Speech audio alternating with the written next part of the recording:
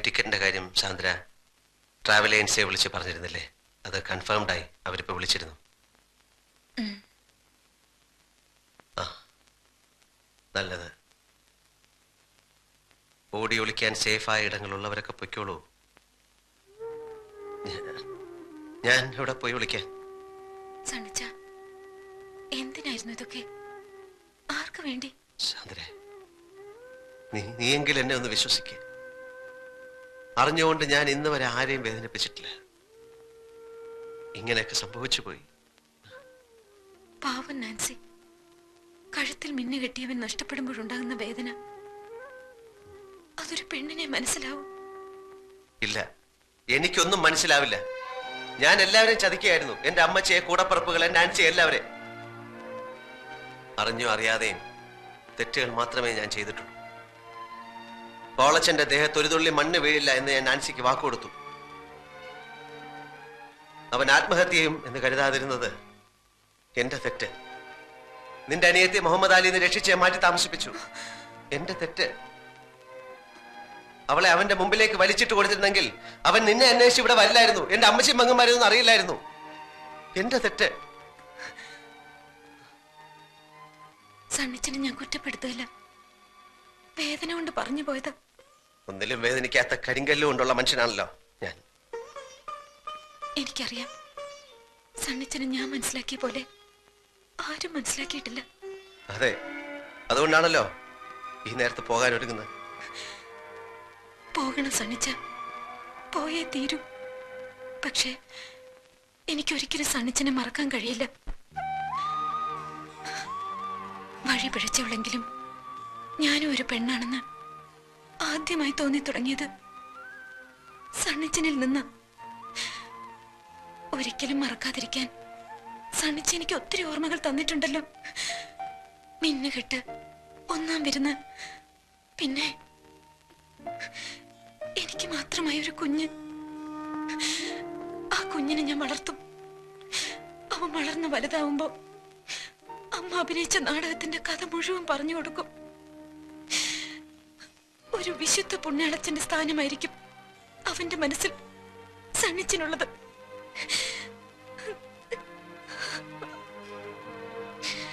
അമ്മച്ചിയോടും മോളിക്കുട്ടി സിസ്റ്ററോടും ഒക്കെ യാത്ര പറയാൻ നിൽക്കുന്നില്ല.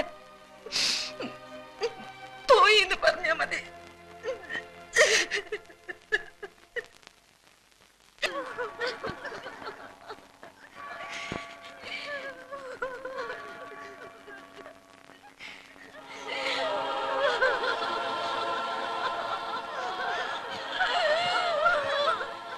വേണ്ടാച്ചോ, ഞങ്ങൾ സമ്മതിക്കില്ല. ആത്മഹത്യ ചെയ്തവർക്ക് തിരുക്കർമ്മങ്ങൾ കൊടുക്കാനും അവരെ സിമത്തേരിൽ അടക്കം ചെയ്യാനും നമ്മുടെ സഭാ നിയമത്തിൽ പറഞ്ഞിട്ടില്ല. അങ്ങനെയുള്ളവരെ അടക്കാൻ തെമ്മാടി പറമ്പുണ്ട്. പ്രശ്നങ്ങൾ ഉണ്ടാക്കണോ? മുമ്പ് ഹൃദയസ്തംഭനം വന്ന് എന്റെ മടി കിടന്ന് മരിച്ച പാലോമുറ്റത്തെ ഇട്ടിച്ചന്റെ ശവം ഈ പള്ളിപ്പറമ്പിൽ എല്ലാവരുടെയും മുമ്പിൽ വെച്ച് വിലപേശിയത് ഞങ്ങൾ ആരും മറന്നിട്ടില്ല. അച്ചോ, ഈ ശവം ഇവിടെ അടക്കാൻ ഞങ്ങൾ സമ്മതിക്കില്ല. വേണ്ട പൈലി, വേണ്ട. അവനെ പള്ളിപ്പറമ്പിൽ അടക്കട്ടെ. അവൻ തൂങ്ങി മരിച്ചതല്ല, അവനെ കർത്താവ് വിളിച്ച. വേണ്ട, അതിന് നിന്റെ ശുപാർശ എനിക്ക് വേണ്ട. എന്റെ മോനെ തമ്മാടിപ്പറമ്പിൽ അടക്കണ വന്നാലും ഞാൻ അടക്കും. പക്ഷെ നിന്റെ അവതാരം കൊണ്ട് അവനെ പള്ളിപ്പറമ്പിൽ അടക്കട്ടടാ. ഇത്രയൊക്കെ ആയിട്ടും താൻ പഠിച്ചില്ല അല്ലേ?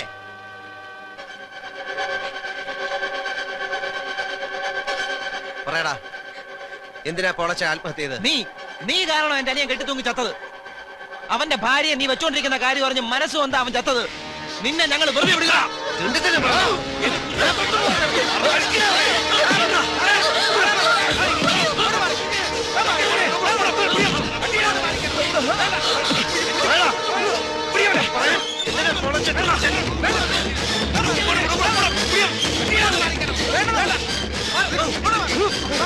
അടുത്തുവരെ കൊന്നാളെ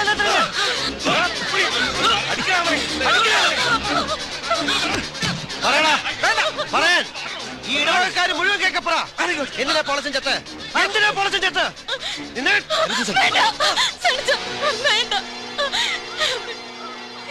ഇത് ഞാൻ നാൻസിയെ കടന്നു പിടിക്കുന്ന കണ്ട് പെണ്ണും കൊണ്ട് പൊളിച്ച് തൂങ്ങിച്ചെത്തത്.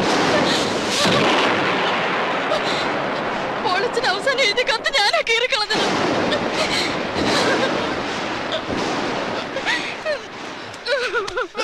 സത്യമാണോടാ? ഇവള് പറഞ്ഞ സത്യമാണോന്ന്? അമ്മയെ പെങ്ങളെ തിരിച്ചറിയാൻ മേലാത്ത തെണ്ടി പൊയ്ക്കോ. എനിക്കൊരു മകനില്ല. എന്റെ കർത്താവായ ദൈവം തമ്പുരാനെ, മാറാരോഗം തന്നോ, എന്തെങ്കിലും അപകടത്തിൽപ്പെടുത്തിയോ, എന്നെ കൂടി അങ്ങ് വിളിക്കാൻ മേലെ.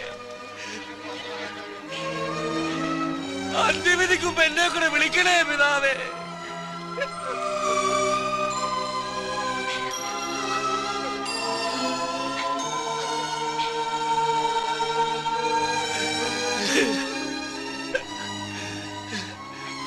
അച്ചായനെ തോപ്പിച്ച് കളഞ്ഞല്ലോടാ പോലെ. അച്ചോ,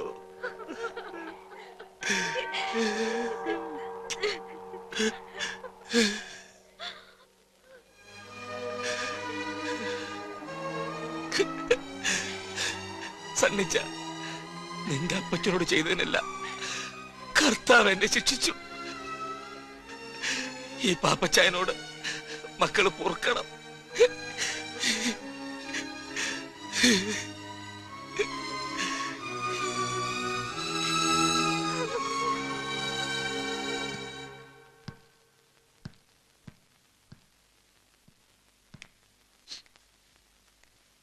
നിക്ക്.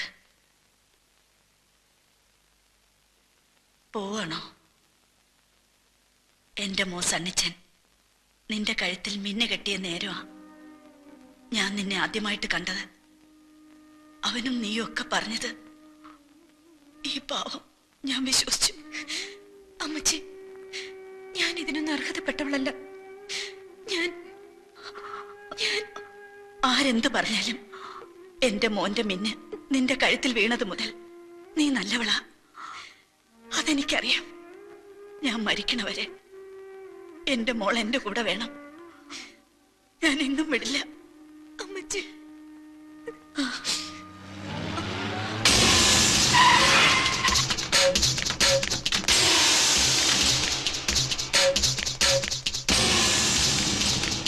എന്റെ പണവും പിടുങ്ങി എന്നെ ജയിലാക്കിയിട്ട് നീ ഇവിടെ വന്ന് സൂയിക്കാണല്ലേ?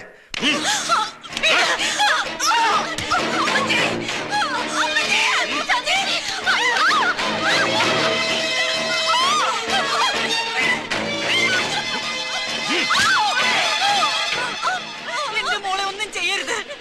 അവള് ഗർഭിണിയാണ്.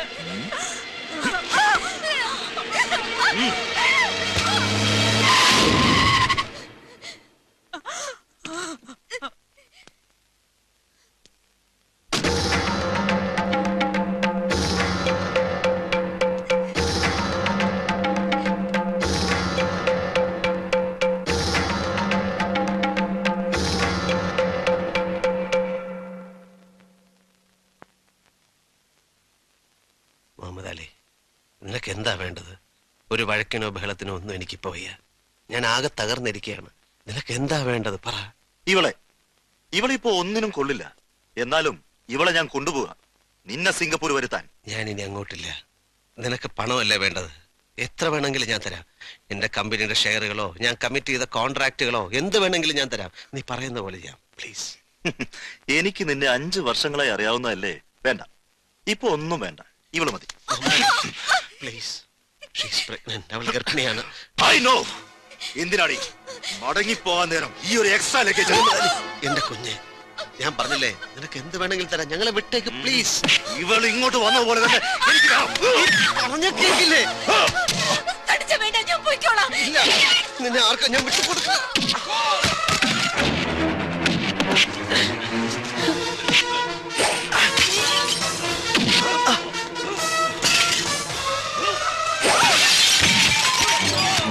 സണ്ണി, മുഹമ്മദ് അലി, ഞാൻ പറയുന്നേക്ക് പ്ലീസ്.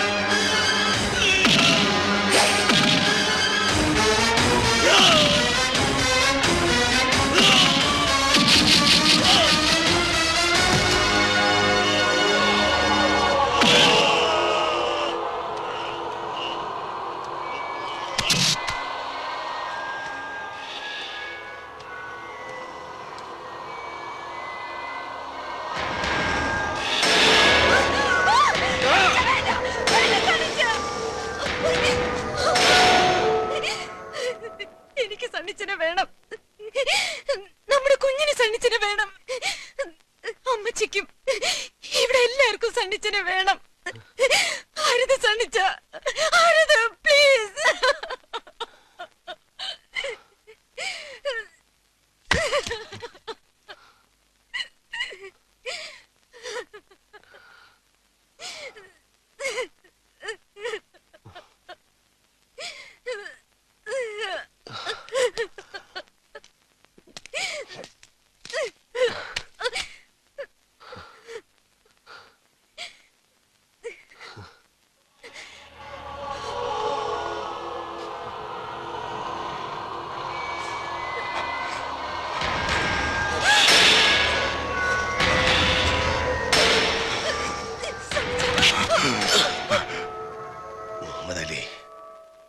ഞാൻ വെറുതെ പറഞ്ഞതല്ല.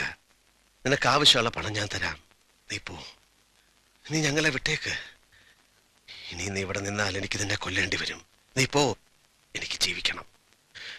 നിനക്കും ജീവിക്കണ്ടേ?